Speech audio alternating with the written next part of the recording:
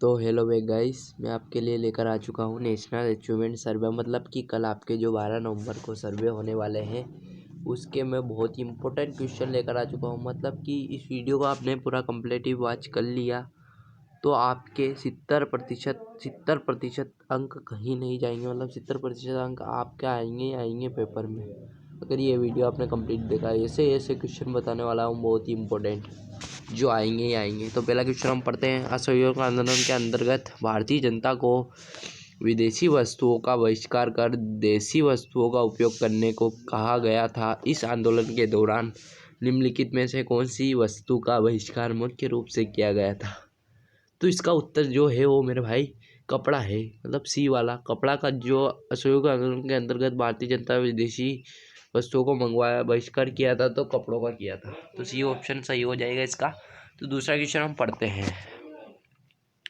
किसी राज्य का मुख्यमंत्री अपने पद के लिए द्वारा चुना जाता है। तो इसका आंसर जो है बी वाला है, सत्तारूढ़ दल के विधायकों। सत्तारूढ़ दल के विधायकों के द्वारा चुना जाता है। तीसरा क्वेश्चन हम पढ़ते हैं।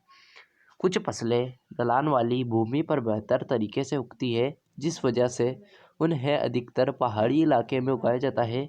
नीचे दिए गए विकल्पों में कौन सी फसल बताई गई है जिसमें एक हो सकती है? तो वो कौन सी फसल हो सकती है मेरे भाई? वो हो सकती है चाय, जो चाय को वगैरह केरल वगैरह में उगाते हैं, तो चाय हो सकती है इसका। उस चाय सही उत्तर है इसका। चौथा क्वेश्चन हम पढ़ते हैं। ISI भारत में औद्योगिक उत्पादों के लिए प्रमाणीकरण चिन्ह के रूप में प्रयुक्त होता है। इसे अब BIS के नाम से भी जाना जाता है। इसका मुख्य उद्देश्य उत्पाद को निश्चित करना है। तो इसका उत्तर जो हो जाएगा हमारा डी वाला हो जाएगा, मतलब गुणवत्ता है ना। पांचवें क्वेश्चन की ओर बढ़ते हैं हम। मेघ अपने परियोजना कार्य को दी गई रूपरेखा के अनुसार सबसे उचित शिक्षक क्या दे सकती है? भाषा, धर्म, संगीत और नृत्य। तो इसमें उत्तर जो आपका होगा बी वाला, सांस्कृतिक परंपराएं। ये सब सांस्कृतिक परंपराएं, मतलब भाषा, धर्म, संगीत, नृत्य, सब सांस्कृतिक परंपराएं वगैरह है। छठा क्वेश्चन हम पढ़ते हैं। गांधी जी के जीवन का आंदोलन 12 नवंबर को शुरू होने वाले उसी वर्ष की 5 अप्रैल को समाप्त होना, उस आंदोलन का नाम क्या है? तो भाइयों आपको पता ही है गांधी जी ने कौन सा आंदोलन छुआ गया था? दांडी मार्च, मतलब दांडी यात्रा निकाली थी गांधी जी ने। तो इसका उत्तर जो आ जाएगा दांडी मार्च, मतलब मार्च में निकाली थी उन्होंने दांडी यात्रा, तो दांडी मार्च उत्तर आ जाएगा इसका। निम्नलिखित में से कौन सा विकल्प उपभोक्ता के लिए विकल्प से बुद्धि कारण है? तो इसका उत्तर भी ए वाला हो जाएगा, मतलब अर्थव्यवस्था का उदारीकरण। ये इसका उत्तर सही है, सटीक है।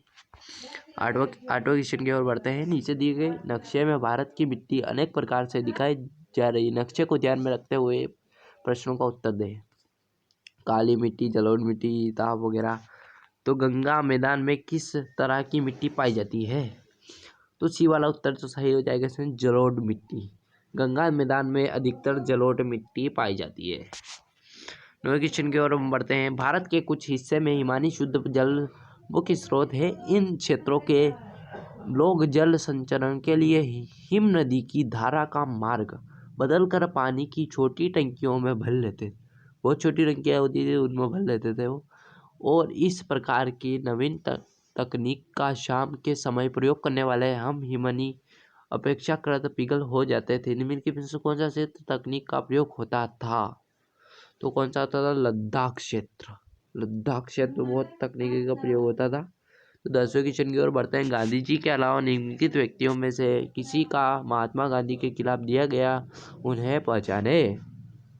तो बी वाला है ज्योतिराव फूले। क्या है इसका उत्तर? ज्योतिराव फूले।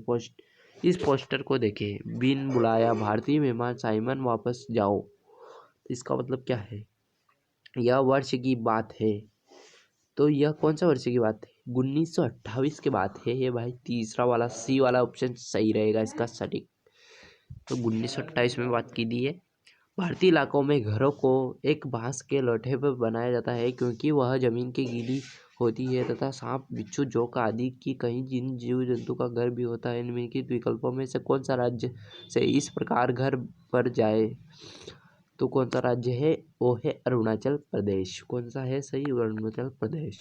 इनमें से कौन सा कथन ऐसी व्यक्ति द्वारा कहा गया है जो कि लैंगिक समानता को प्रोत्साहित करता है?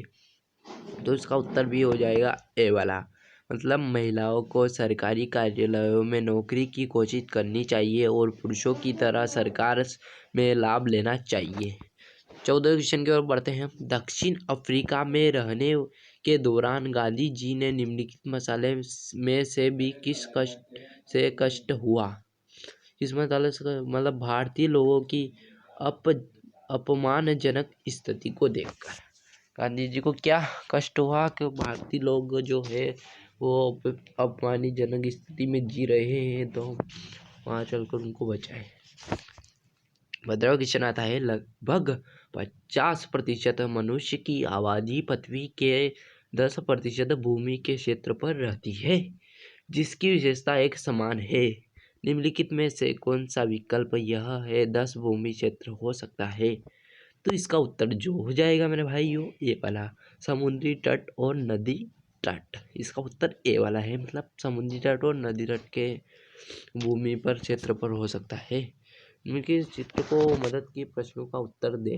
बिजली करवा का आविष्कार, कारखाना प्रणाली की शुरुआत, उत्पाद में वृद्धि। निम्नलिखित में से कौन सा विकल्प ऊपर दिए गए चित्र को सही ढंग से पूरा करता है? तो इसका उत्तर ए वाला हो जाएगा, मतलब कच्चे माल और बाजार की खोज। कच्चे माल और बाजार की खोज। 17वां प्रश्न जो आता है हमारे, नीचे दिखाए गया जानवर आमतौर पर चिरू के नाम से जाना जाता है। मुख्य रूप से तिब्बत में पाए जाने वाले इस जानवर का ऊन में शिकार किया जाता है। ओके, अब विश्व संरक्षण संघ द्वारा लुप्त प्राय सूची में रखा गया है और भारत में आपको यह कहाँ मिल सकता है? तो भाई यह मिल सकता है हमें लद्दाख और कश्मीर में मिल सकता है, लद्दाख और कश्मीर में। तो इसका उत्तर लद्दाख और कश्मीर में हो जाए डी वाला। निम्नलिखित में से कौन सी वस्तुएं औद्योगिक क्रांति के दौरान उपयोग के काम के लिए अधिक मांग में थी? तो कौन सी थी? बी वाली थी, कोयला।